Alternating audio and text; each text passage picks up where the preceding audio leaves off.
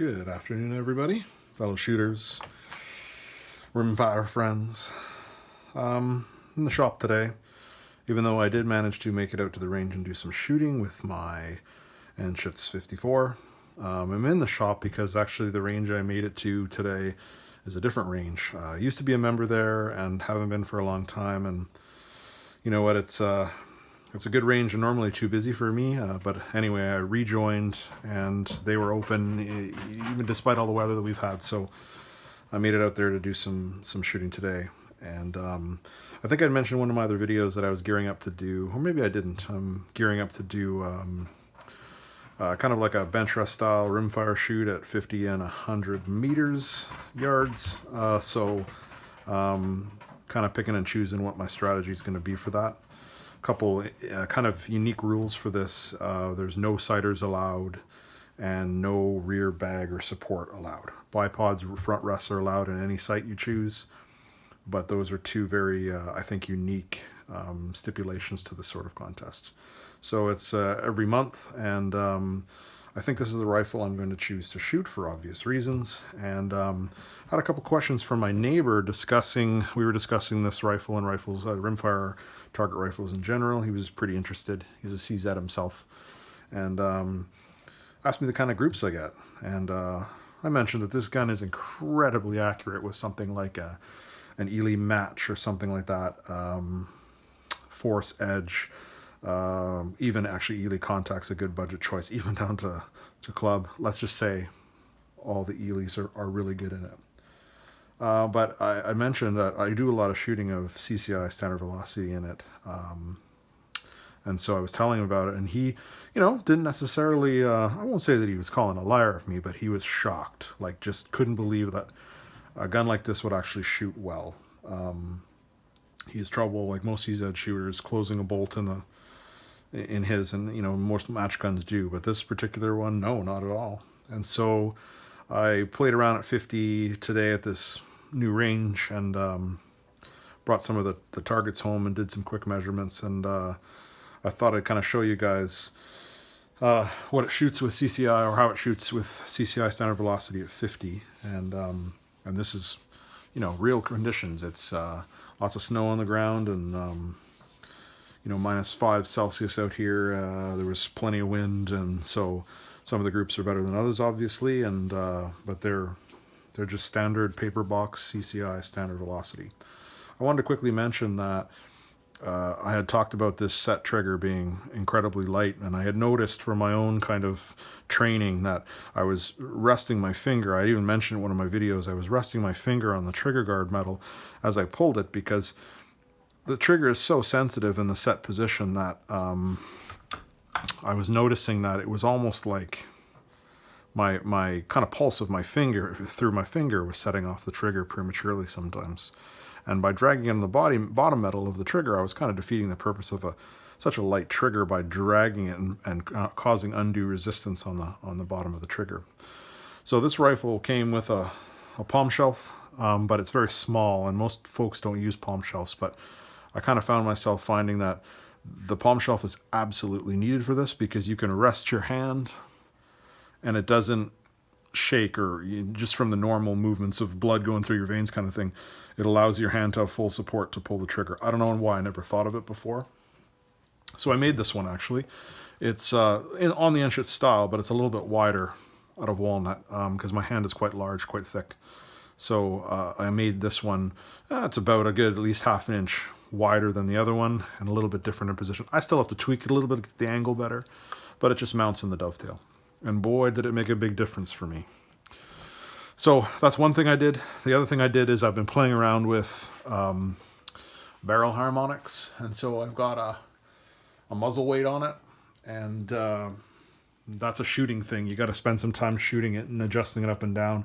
I think most people would call it a mid-barrel tuner, but I played around with it a little bit today and got some good results to it. So still by no means done, but practicing for this match and getting my dope, as they call it, for the scope set and stuff like that. So those are two kind of different things for this. But anyway, I'll show you a couple of groups here. These are measured with digital calipers. and you guys can kind of see what I'm talking about. So this is all CCI standard velocity at 50, and these are kind of the average. I measured the smallest, and then I tried to throw in some of the larger ones, but that's a 0.218 group there, 0.267, 240 down here, 406. The largest on the paper I measured here was 0.614. So like some of these groups, like listen, they're all pretty much one hole except for the, you know, the flyers here and there, and there's wind, there's the works in here. But this is with CCI standard velocity. So like I didn't shoot any match ammo today. I didn't bother because, well, I was doing this to kind of show my neighbor and anybody else who's interested. But this gun shoots this well with some of the cheapest ammunition, non-bulk ammunition you can find. A .240 group at 50 outside, or outdoors rather, in wintry type conditions, as we all know that affects rimfire ammunition.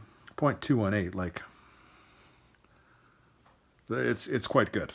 So that's what I mean by this gun really likes it. And I shot another page over here. There's some scribbling on it because I mismeasured in millimeters at first and got the 0 wrong, so I redid it. But anyway, some of them are, I don't know if you can make that out. That's a .187 was the best group of the day.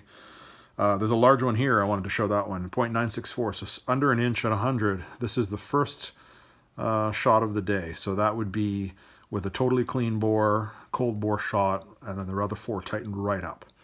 And then successively as I went on. And some of these are, this one is excellent. I didn't bother measuring it, but you know, that's a tiny group as well. You know, like some are a little bit better, but for the most part, we're talking every single one of these groups, aside from stuff like that. You know, when you're getting groups like that, that's the wind, right, for sure. So you're talking, on average, I would say, if I measured these out, we're somewhere in the region of 0.38, maybe 0.4 tops. So that's the kind of accuracy this gun produces with CCI standard velocity. You know, no problem. And I had mentioned that, like, I've got 3/8 to half-inch groups at 100 with this gun. So it shoots very well. I haven't decided if I'm going to use CCI standard velocity for fun for this precision shoot, or if I'm going to switch to match. I haven't really decided. I'm still playing around this palm shelf and getting my technique down 100% to get back into the swing of things for competing with it. I also brought out the Valmet and did some shooting with that with some Blazer, and I thought I would show you guys the difference between a high-end match gun, albeit older, and a mid-level match gun like the Valmet. So I measured best and worst. And again, this is what the gun really likes. It does shoot, you know, some better with different brands of ammunition, but CCI Blazer is one of its favorites. And you can see right away the groups are slightly larger, but it did shoot a .359 with CCI Blazer at 50. A large group over here, 0.710, 0.779, 0.462 over here. But the smallest group of the day from it, 0.359 at 50 CCI Blazer with that Valmet, which is, you know, not the same stock comfort level, certainly not the same trigger level. Trigger, I think, if I recall, is about 8 ounces. I think last time I measured it, that's what it was. But anyway, it's a phenomenal shooter, great gun to shoot, just not quite at the same level. And so I mentioned that in the video. When you get a target gun, a target rifle should be able to produce a certain quality and a certain level of groups all the time, because it's just that good. And so the Valmet does that consistently, just not as consistent as the 54 does. So the changes that I made with the barrel tuner on or the mid-barrel weight, I should say, that I'm playing around with made a difference.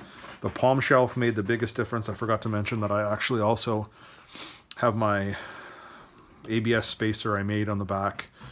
I did something similar with a Schultz & Larson because it's just kind of a rough aluminum dovetail for the butt hook. This rifle came to me without the slide-in Anschutz rubber cover, so you're dealing with basically sharp aluminum on the end. So I made up this ABS, it's about an inch, I guess 3/4 of an inch spacer that bolts onto the factory part, just so it's not bare aluminum, and made that to kind of, it adjusts as well with the typical Anschutz adjustments, but I made that. And so those 3 things I've done to this rifle: still the right-on scope, it performed really good. I wanted to get the 50 today because I never bothered setting up zero stops on this. So I wanted to get my 50 down 100% with CCI standard velocity and go from there. It's another 3 weeks. Today is I think the 8th of January. Yeah, 8th of January. And the competition is the 30th of January. So I don't know if I'll make this one or not, if I'll have the time to go out the next couple of Saturdays and figure everything out. And like I said, I don't know if I'm just going to, for fun, shoot CCI standard velocity in it, and then maybe next month go with Ely Black Box or something like that. But right now, I'm pleased with, just for fun, shooting cheap ammo, how well this beautiful rifle performs. Anyway, I thought I'd share those with you guys, and I really appreciate, as always, you guys checking it out. Thanks a lot.